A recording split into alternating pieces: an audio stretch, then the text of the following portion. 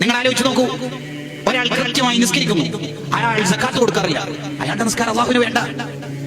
ഒരാൾ ധാരാളം ഇബാദത്ത് എടുക്കുന്നു, അയാളുടെ അയൽവാസി രോഗിയായി, ആംബുലൻസ് വിളിക്കാനുള്ള കാശില്ല, ചികിത്സിക്കാനുള്ള പണമില്ല, ഹോസ്പിറ്റലിലേക്ക് പോകാനുള്ള ആഫിയത്തില്ല. ഇതിന്റെ പേരിൽ അയാളുടെ രോഗം മൂർച്ഛിച്ചു, അല്ലെങ്കിൽ അദ്ദേഹം ആ രോഗത്തിലായി മരണപ്പെട്ടു.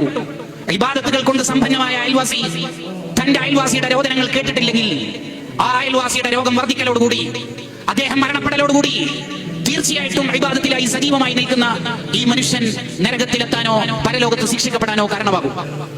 അപ്പോൾ ഒരു സംശയം, അയാൾക്ക് ഇത്രമേൽ വലിയ രോഗമാണെന്ന് ഞാൻ അറിഞ്ഞിട്ടില്ലായിരുന്നു, ഇത്ര വലിയ പ്രയാസമുള്ളത് ഞാൻ അറിയില്ലായിരുന്നു, കഴിഞ്ഞ ആഴ്ച മരണപ്പെട്ടപ്പോഴാണ് മനസ്സിലായത് മഞ്ഞപ്പിത്തം കരളിനെ ബാധിച്ചിട്ടുണ്ട്, അല്ലെങ്കിൽ വലിയ അസുഖമായിട്ടുണ്ട് എന്ന് എനിക്ക് ഇന്നലെയാണ് റിപ്പോർട്ട് കിട്ടിയത്, അറിഞ്ഞിരുന്നുവെങ്കിൽ എന്തെങ്കിലുമൊക്കെ ഫിനാൻഷ്യലി സപ്പോർട്ട് ചെയ്യാമായിരുന്നു എന്നാണ് ഇയാളുടെ ന്യായമെങ്കിൽ അതിന് ഇബ്നു ഹജർ തങ്ങൾ മറുപടി പറയുന്നു, സ്വന്തം അയൽവാസി പ്രയാസം അനുഭവിക്കുന്നത് നീ അറിഞ്ഞിട്ടില്ലെങ്കിൽ നീ എന്ത് മുഅ്മിനാണോ, നീ എന്ത് മുഅ്മിനാ?